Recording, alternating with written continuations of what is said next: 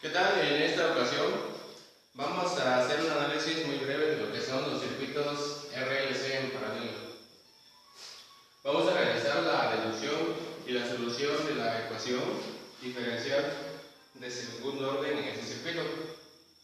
Ese segundo orden, puesto de que aparece un inductor y un capacitor. Para la solución vamos a hacer el uso de la ley de corrientes de Kirchhoff, o también la conocen como la ley de nodos. Bueno, para ello vamos a proponer un nodo, el nodo V, que se encuentra en la parte superior, y un nodo de referencia, también conocido como nodo tierra. Bueno, comenzando con el análisis, tenemos una corriente en el resistor, la cual por ley de Ohm es igual al voltaje sobre la resistencia.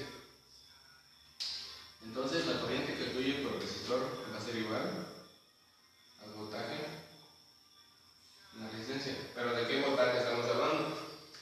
Como es un circuito que está en paralelo, el voltaje en el capacitor, en el inductor y en el resistor son indistintos, pero depende del tiempo. Entonces lo ponemos V respecto del tiempo, más la corriente que fluye a través del inductor, la cual está dada por esta expresión, 1 sobre la inductancia por la integral de un tiempo inicial a un tiempo arbitrario del voltaje en el capacitor respecto del tiempo.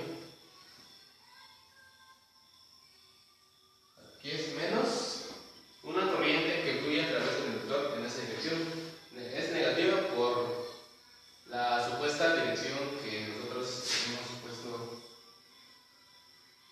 un inicio. Bueno, vamos a subir IDM en el tiempo, más otra corriente en el capacitor, que también depende del tiempo. Esto va a ser igual a 0. Bueno, ahora vamos a realizar la sustitución de la corriente en el inductor y la corriente en el capacitor. Voltaje del tiempo sobre la resistencia más 1 sobre la distancia integral de un tiempo inicial a un tiempo arbitrario del voltaje L, que depende del tiempo respecto del tiempo, menos una corriente inicial más la capacitancia por la derivada del voltaje en el capacitor respecto del tiempo.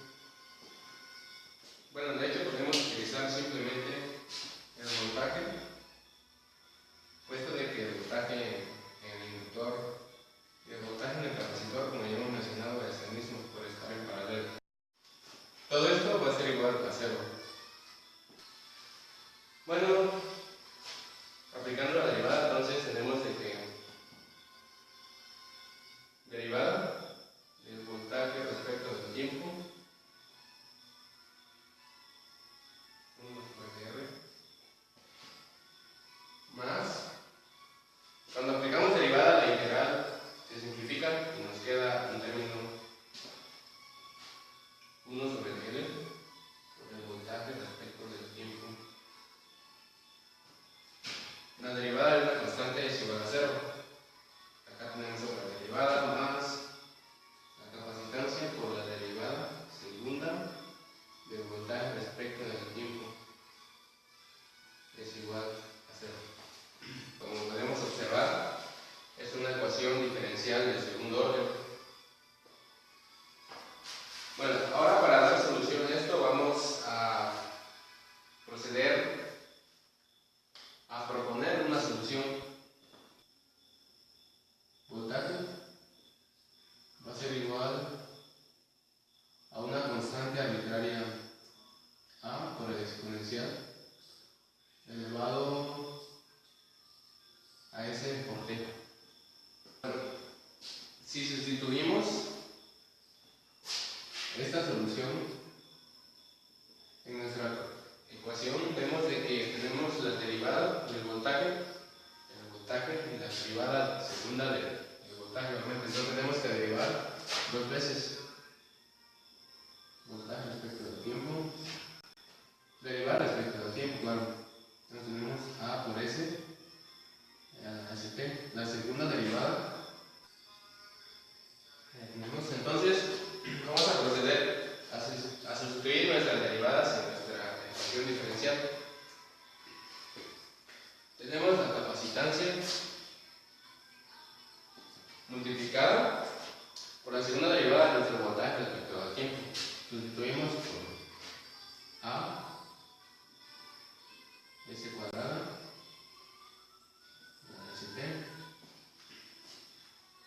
Nuestra derivada de primer orden, que es 1 sobre R.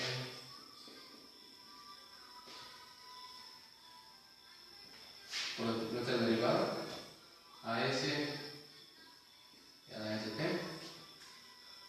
más 1 sobre L, por el voltaje respecto al tiempo, a la ST, igual a 0. Vamos a factorizar. Tenemos como término común a S, a exponencial de ST, 0. Tenemos tres factores.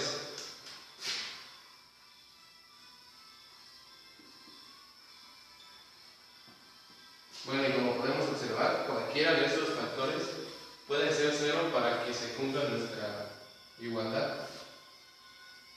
Pero si A valiera 0, entonces no se cumplirían nuestras condiciones iniciales en nuestro circuito, por lo que no podemos hacer este factor 0. El segundo factor implica igual a 0, de que E a la ST sea igual a 0, pero como no sabemos, ningún número que sea el argumento de una exponencial nos puede dar 0. Por lo tanto, este factor tampoco puede ser 0. Y tenemos como última instancia de que nuestro tercer factor sea igual a 0. Entonces, vamos a dar solución a este factor igualando a 0. Puesto de que la capacitancia, la resistencia y la inductancia son constantes, vamos a mostrar nuestras soluciones para S. Acá podemos hacerlo de una manera sencilla utilizando la fórmula de una ecuación cuadrática, donde tenemos de que S1 y S2 son igual a menos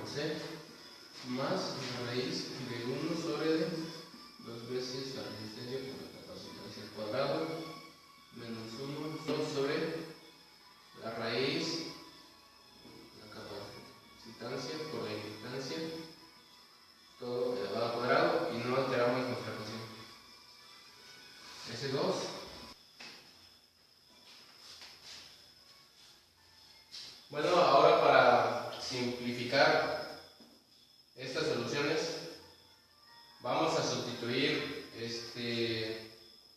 o hacer un tipo cambio de variable en donde tenemos de que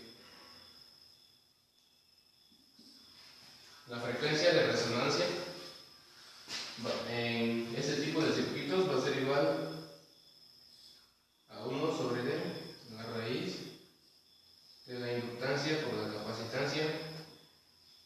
Esto se llama frecuencia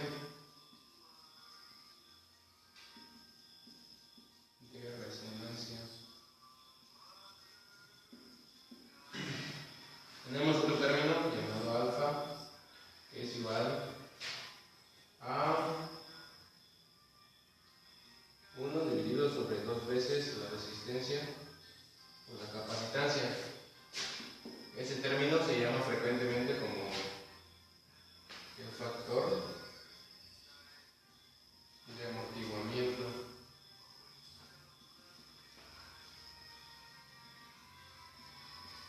Bueno, en ocasiones también le llaman factor de amortiguamiento neperiano, tal vez indistinto. Y sustituyendo estos valores en nuestras raíces, vamos a tener una simplificación en donde la raíz 1 va a ser igual a menos alfa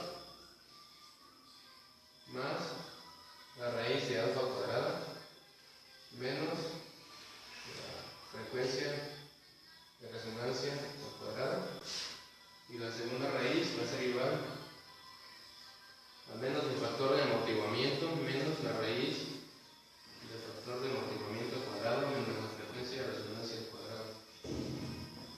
Tenemos nuestras dos soluciones que satisfacen esta ecuación. Como tenemos dos valores para S, entonces vamos a tener dos soluciones particulares. Entonces vamos a escribir de la siguiente manera, donde V, como ponemos, vamos a tener V1 de T va a ser igual a una constante A1 exponencial a nuestra raíz 1 por T, y V2 va a ser igual a una solución de la siguiente manera, una constante A2 exponencial elevado a la segunda raíz de S2 multiplicado por T. Bueno, estas ecuaciones del voltaje satisfacen a nuestra ecuación de segundo orden que hemos propuesto, donde la capacitancia de la derivada de V1 de T respecto del tiempo más 1 entre R derivada del voltaje 1 respecto del tiempo más 1 entre L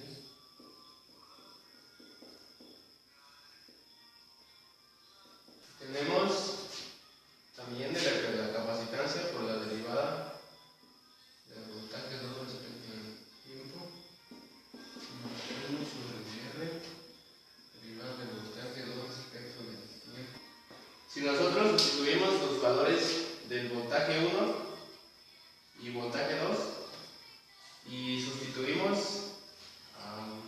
acá cometí un error de derivadas, segunda derivada.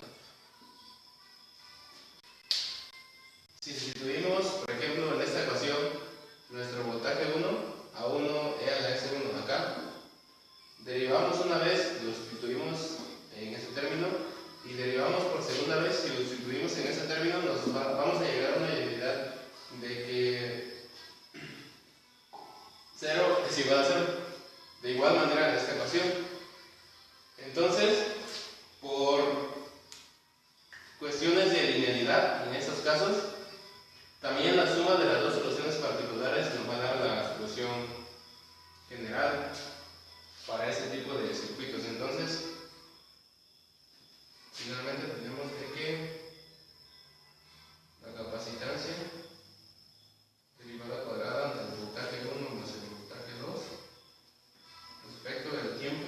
más 1 de R de la derivada del voltaje 1 más el voltaje 2 respecto del tiempo más 1 de L del voltaje 1 más el voltaje 2. Por linealidad vamos a tener de que esta es la solución general, una combinación lineal de las dos soluciones particulares. Bueno, finalmente vamos a obtener de que la solución general para esta ecuación diferencial de segundo orden, voltaje respecto del tiempo, va a ser igual a la combinación lineal de estos dos términos. A1 R más una constante 2 por E a la raíz de 2t. Y es esta la solución general para un circuito RLC en paralelo. Una vez que hemos obtenido nuestra solución para nuestro circuito RLC, hemos obtenido ya la solución para el voltaje. Si nos ponemos a observar este término,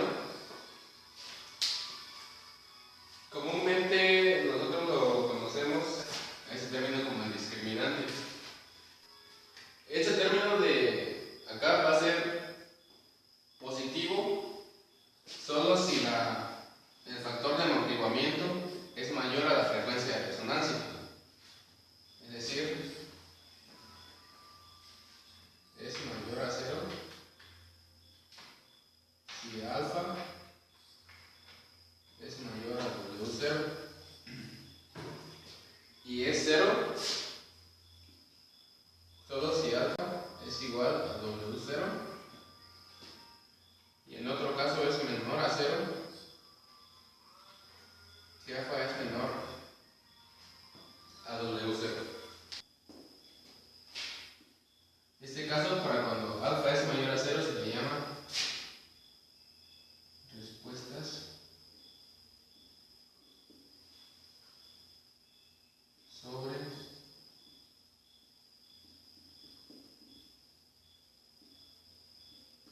amortiguadas. Para cuando alfa es igual a W0, críticamente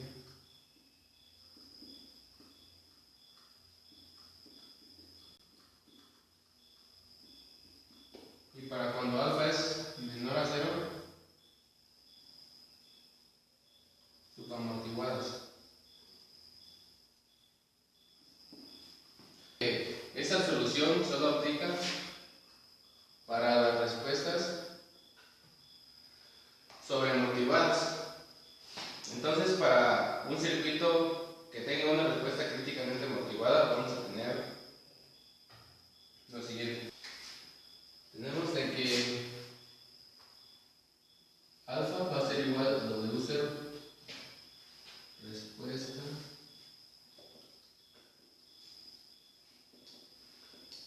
críticamente amortiguada.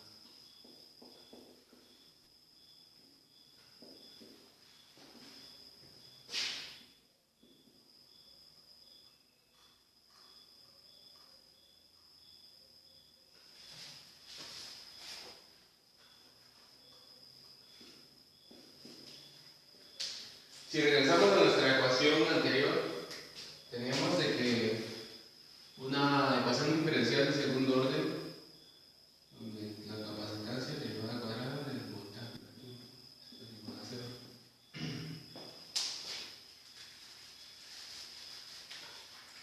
Ahora, si procedemos a dividir entre la capacitancia toda nuestra expresión, tenemos acá podemos hacer una sustitución. 1 sobre RC.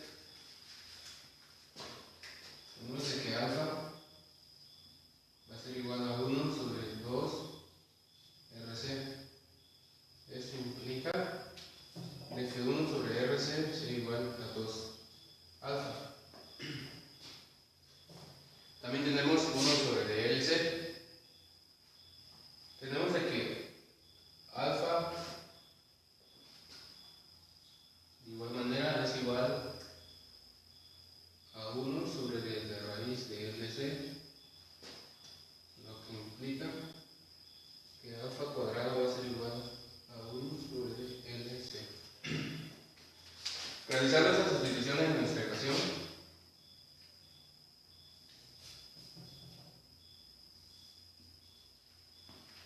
obtenemos la siguiente: derivada cuadrada del voltaje respecto del tiempo más 2 alfa derivada del voltaje respecto del tiempo más alfa cuadrada del voltaje respecto del tiempo. Esto va a ser igual a 0. Bueno, ahora obtenemos una ecuación diferente a la que obtuvimos anteriormente para el caso de una respuesta sobreamortiguada. Entonces vamos a dar la solución a esta ecuación. Vamos a proponer una solución del voltaje del tiempo igual a una exponencial elevado a una constante por el tiempo. Este método es para solución de ecuaciones diferenciales de segundo orden. Suele llamarse como el método de los coeficientes constantes de una ecuación homogénea de segundo orden. Entonces, una vez propuesta esta solución, tenemos nuestro voltaje del tiempo, pero también necesitamos nuestra derivada y una derivada de orden 2. Entonces, derivamos sustituyendo nuestro voltaje, nuestra derivada de voltaje, segunda derivada de voltaje respecto del tiempo en nuestra ecuación diferencial. Vamos a obtener m cuadrada a la mt menos 2 alfa más por m a la mt más alfa cuadrada a la mt, todo esto igual a 0. Factorizamos a la mt multiplicado por m cuadrada más 2 alfa m más alfa cuadrada es igual a 0. Como hemos dicho anteriormente, este factor no puede ser 0, por lo que implica de que este factor tiene que ser 0 necesariamente. Entonces vamos a resolver esta ecuación de segundo orden, perdón. Vamos a dar la solución para M1, dos soluciones, puesto que es cuadrática. Tenemos menos 2 alfa más menos la raíz 4 alfa cuadrada menos 4 alfa cuadrada sobre D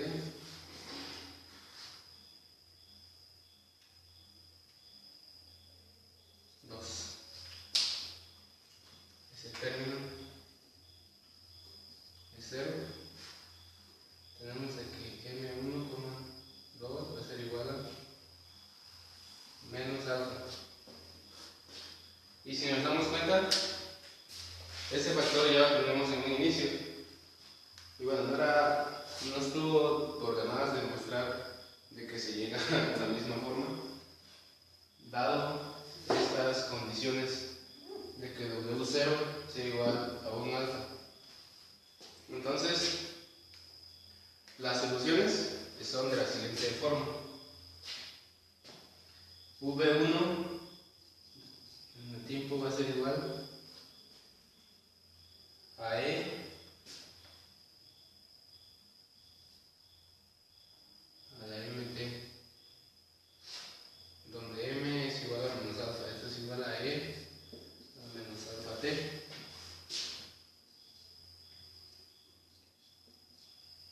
Y la segunda solución, si recordamos de nuestro curso de ecuaciones diferenciales, cuando tenemos raíces de multiplicidad 2,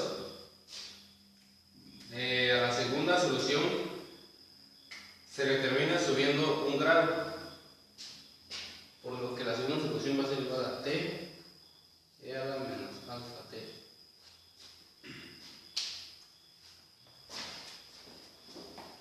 Y finalmente obtenemos de que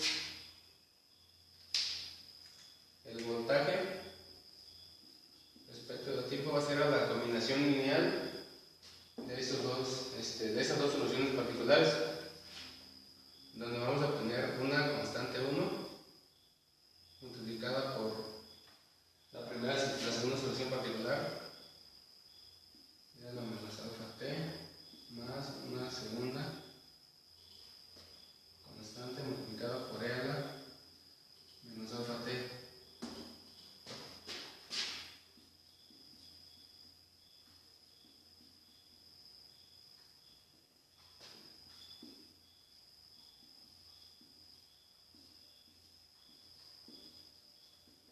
Y tenemos la solución para un circuito RLC paralelo con una respuesta críticamente amortiguada. Vamos a analizar el último caso del circuito RLC en paralelo, donde la respuesta es suramortiguada, es decir, de que nuestro factor de amortiguamiento es menor a nuestra frecuencia de resonancia.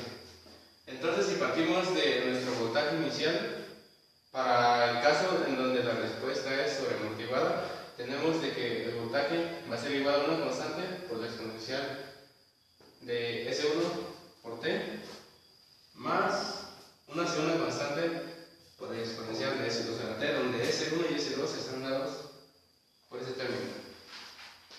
Bueno, entonces si decimos de que alfa es menor a W0, este radical o discriminante, como quieran llamarlo, va a ser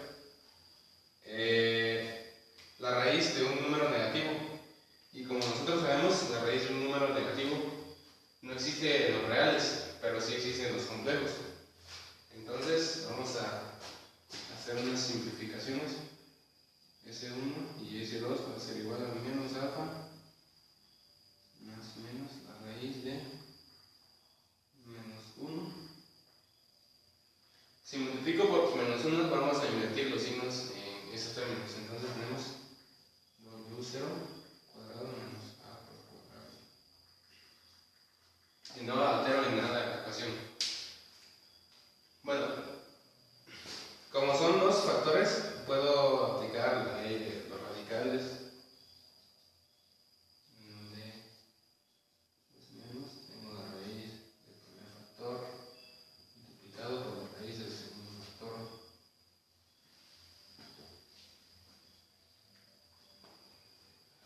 Como W0 es mayor a alfa, entonces este radical va a ser positivo, multiplicado, aquí es multiplicado por la raíz de menos 1. Pero como bien sabemos de nuestro curso de métodos matemáticos, la raíz de menos 1 es igual a I.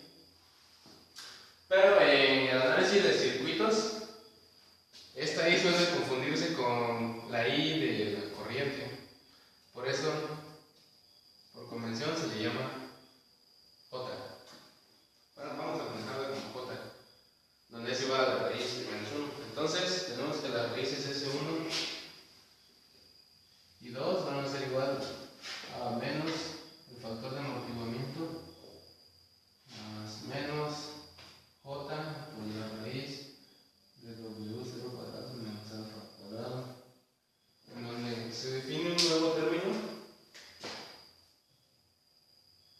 WD va a ser igual a W sub D, igual a la raíz de W0 cuadrado más alfa cuadrado, donde WD es por definición la frecuencia de resonancia natural.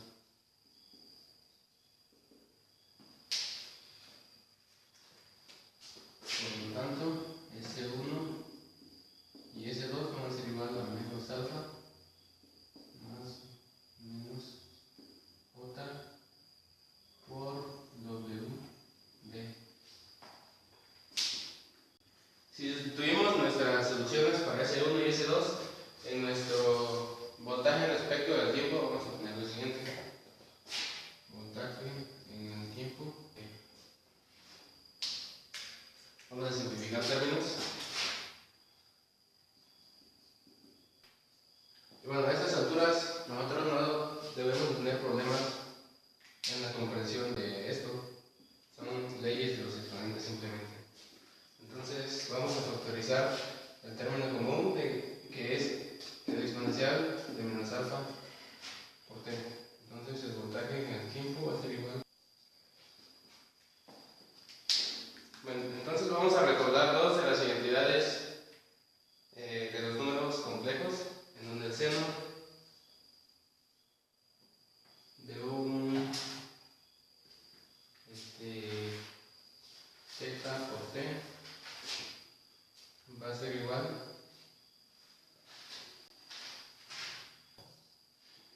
y el coseno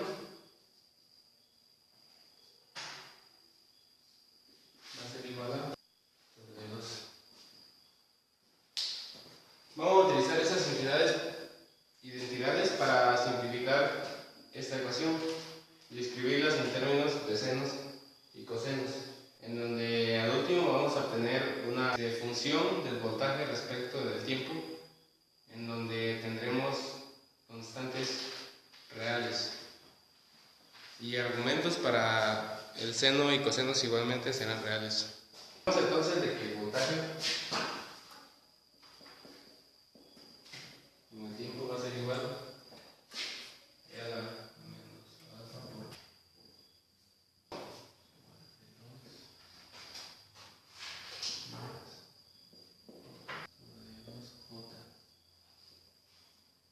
bueno, si realizamos estas operaciones y distribuimos términos, pues realizamos las multiplicaciones de A1 y A2 por este factor. De igual manera, con este factor vamos a llegar a que es lo mismo esa expresión a esa expresión que anteriormente ya habíamos. Entonces, el voltaje en el tiempo va a ser igual a menos alfa t multiplicado por A1 más A2, y es aquí donde tenemos las equivalencias de igual manera de este lado. Entonces vamos a escribir esto, vamos a sustituir este término por el coseno.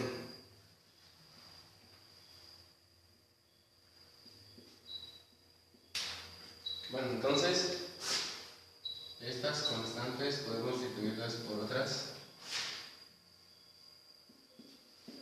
las que llamaremos B1 y B2 respectivamente, por lo que la solución final para un circuito RLC donde alfa es menor a W0 va a ser igual a E. En algunos casos suele ser una respuesta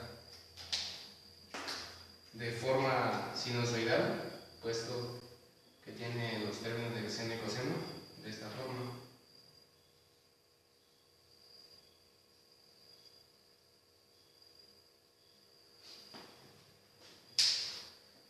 Oscila, puesto que es una sinusoidal, ya lo he mencionado, y decae, puesto que es una respuesta exponencial, en donde su argumento del exponencial es negativo, puesto de que va a ir de esta forma, va a acotar a la onda sinusoidal, tal que en un tiempo cercano a infinito, esto pues tiende a ser, el voltaje tiende a cero.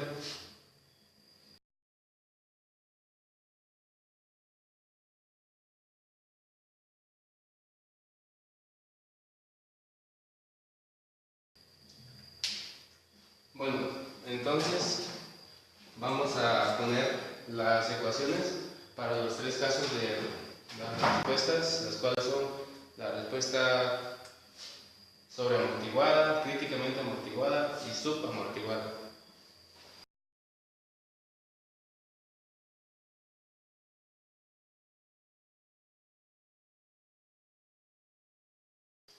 Tenemos el voltaje para una respuesta sobreamortiguada cuando el factor de amortiguamiento es mayor a la frecuencia de resonancia. Tenemos una solución de esta forma, en donde S1 y S2 son conocidos.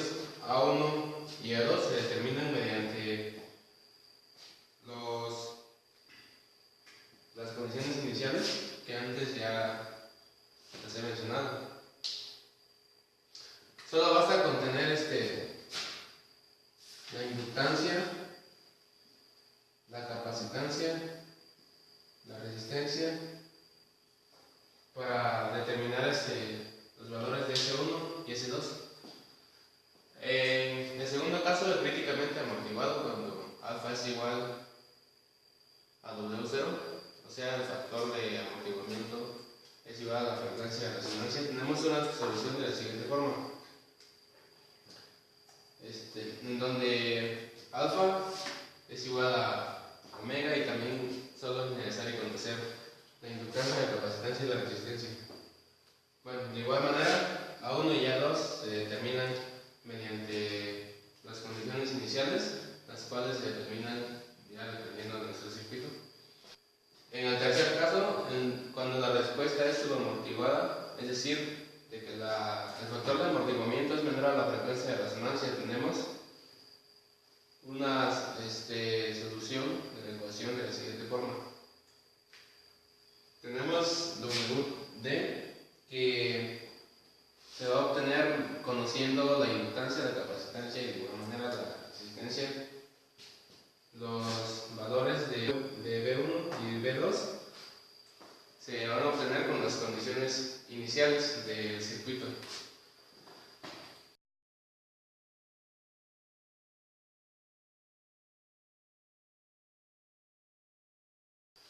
Es importante mencionar de que en la respuesta críticamente amortiguada es un caso muy especial, puesto de que es muy difícil obtener un factor de amortiguamiento que sea igual a la frecuencia de resonancia, puesto que en un inicio se propone un valor para la inductancia, es decir, un inductor con cierto valor, no sé, cualquiera puede ser, igual un capacitor de cualquier valor, y nos piden que hallemos una resistencia tal de que el caso sea una respuesta sobreamortiguada o una respuesta subamortiguada.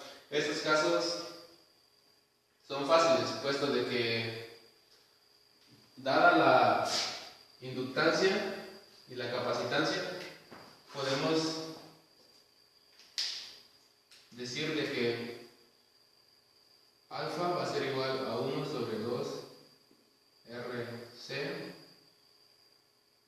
W0 es igual a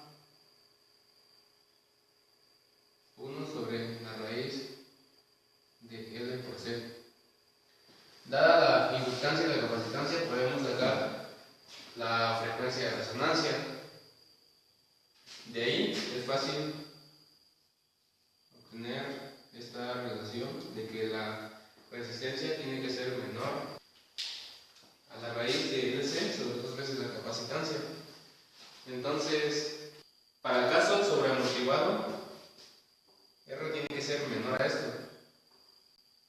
Para el caso críticamente amortiguado, R tiene que ser igual a L raíz de LC sobre 2C.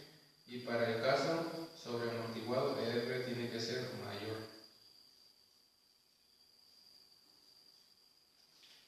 Y vamos a ver los casos aquí con ayuda de mi compañero en el osciloscopio para observarlo.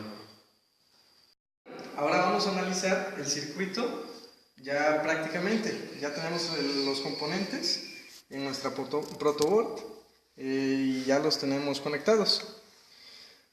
Aquí podemos ver, este va a ser nuestro circuito.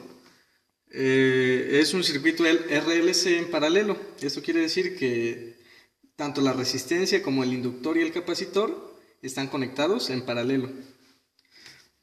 Y pues bueno, ya mi compañero anteriormente había hallado la ecuación diferencial que relaciona los elementos ya conectados y también una solución general en donde los exponentes S1 y S2 de las exponenciales pues están dados por esta ecuación.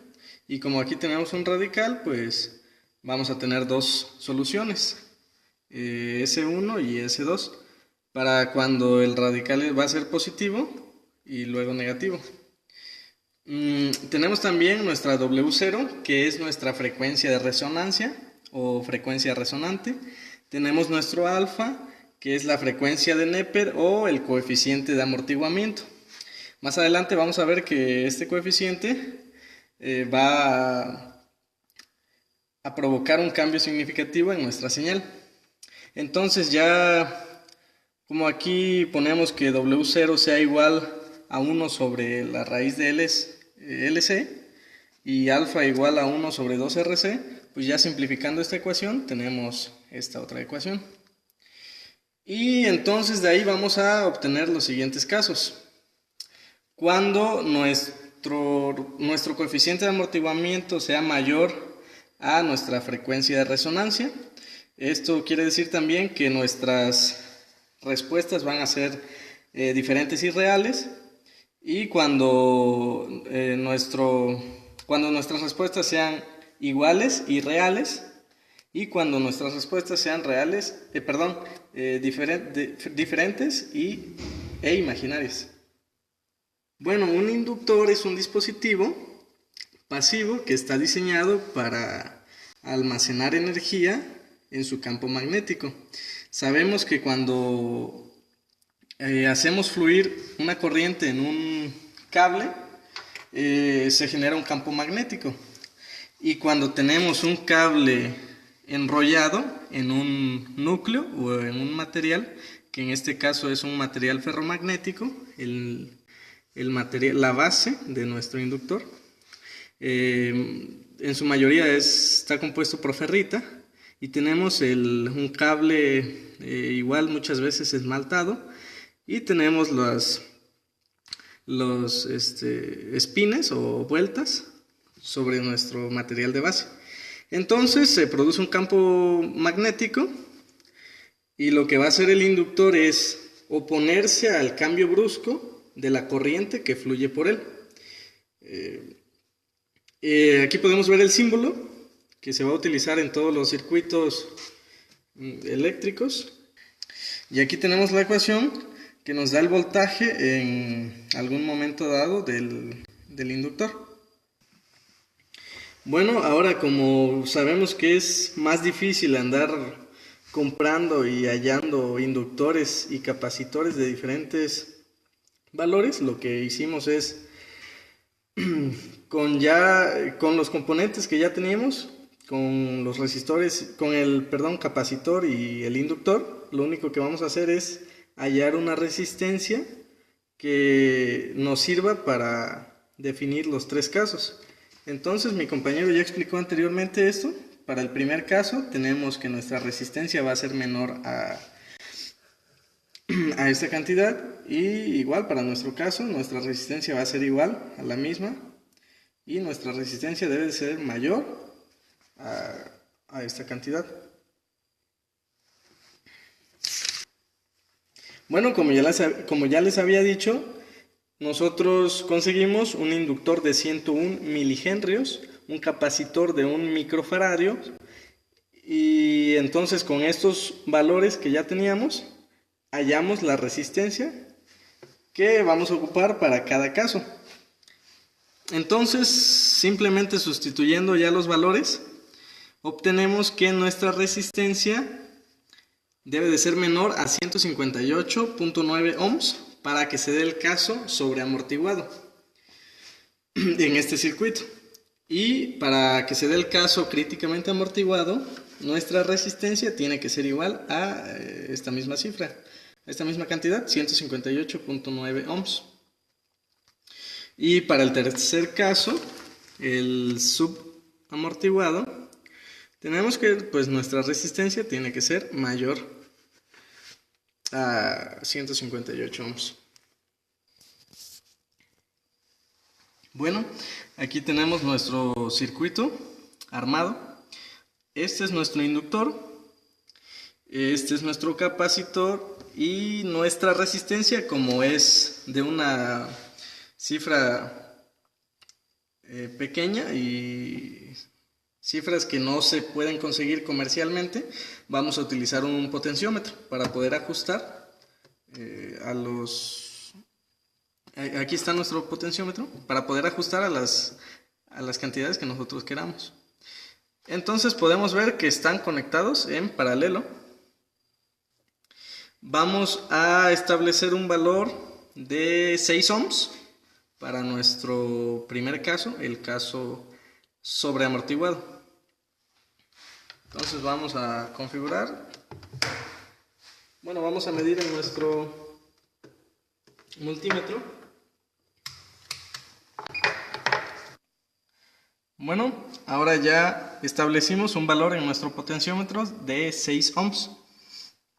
Vamos ahora a conectarlo a nuestro circuito. Una vez que ya hemos conectado nuestro potenciómetro, vamos a proceder a encender nuestros diferentes equipos que vamos a ocupar. Aquí tenemos nuestro generador de señales, que vamos a ocuparlo para ingresar una señal cuadrada. Tenemos nuestro osciloscopio también, en donde vamos a ver la señal que se está dando en nuestro circuito. Vamos a configurar la señal de entrada para que sea una señal cuadrada. Aquí vemos que está en la opción de señal senoidal. La establecemos en una señal cuadrada. Nuestra frecuencia está bien, de 1 kHz. Ahora vamos a poner una amplitud que va a ser vamos a ocupar 10 volts, pico pico.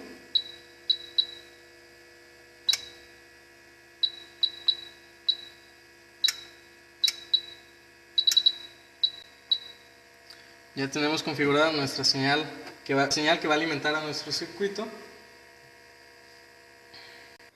Bueno, ahora vamos a ver la señal en nuestro circuito. Es indistinto en donde estemos midiendo el voltaje, ya que como es en paralelo, el voltaje va a ser el mismo tanto en el inductor como en el capacitor, así como en nuestra resistencia. Bueno, ahora que ya tenemos nuestra señal, simplemente vamos a aumentar en la escala para poder apreciar bien el comportamiento de esta señal. Y bueno, aquí podemos ver que efectivamente se está comportando en el caso sobreamortiguado. Esto se da debido a que dijimos que el alfa, o sea nuestro coeficiente o factor de amortiguamiento, va a ser mayor a nuestra frecuencia de resonancia. Este caso está atenuando la señal en un tiempo menor. Y idealmente pues va a tender a 0. Bueno, anteriormente igual hallamos que nuestra resistencia para que se dé nuestro caso críticamente amortiguado debe de ser de 158.9 ohms. Es aproximadamente esa cantidad. Ahora vamos a conectar nuestra resistencia, nuestro potenciómetro al circuito. Vamos a tratar de que la señal sea lo más cercana a la señal que debería de salir, ya que para que se dé una igualdad sabemos bien de que debemos considerar una tolerancia muy pequeña. Debe de haber errores muy mínimos. Sin embargo, por ejemplo, ahorita que acabamos de medir la resistencia, no es exactamente de 158.9 ohms.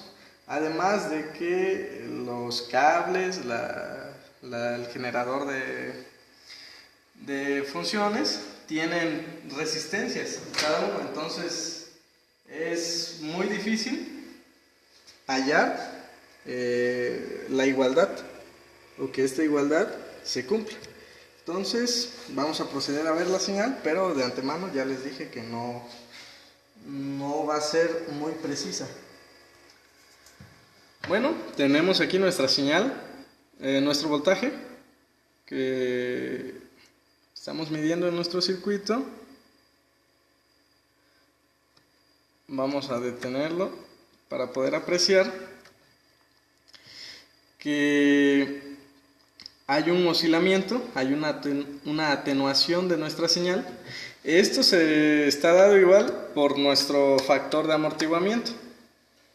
Bueno, tenemos que para nuestro caso críticamente amortiguado, nuestro factor de amortiguamiento está atenuando en menor medida a nuestra señal que en el primer caso, en el caso sobreamortiguado. Pero también está atenuando nuestra señal más rápido que en nuestro próximo caso, el subamortiguado.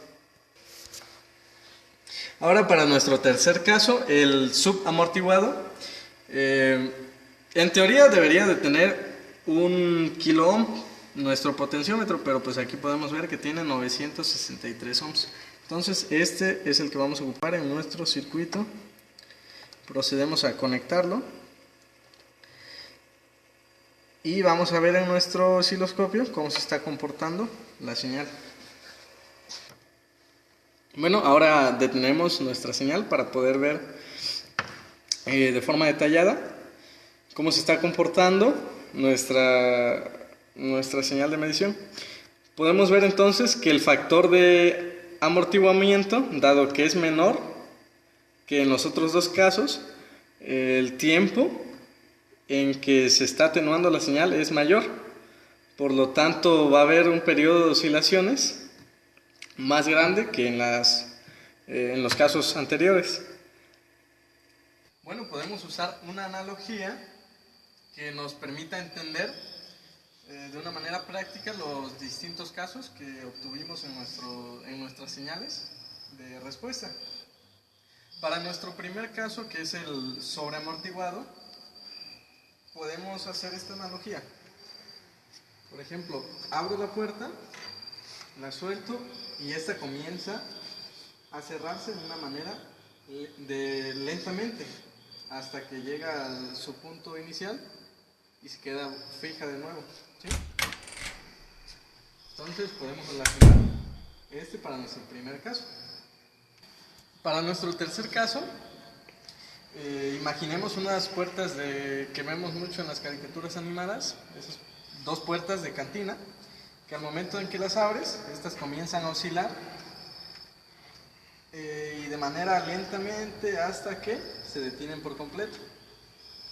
Esta podría ser la analogía con nuestro tercer caso, que era la señal subamortiguada.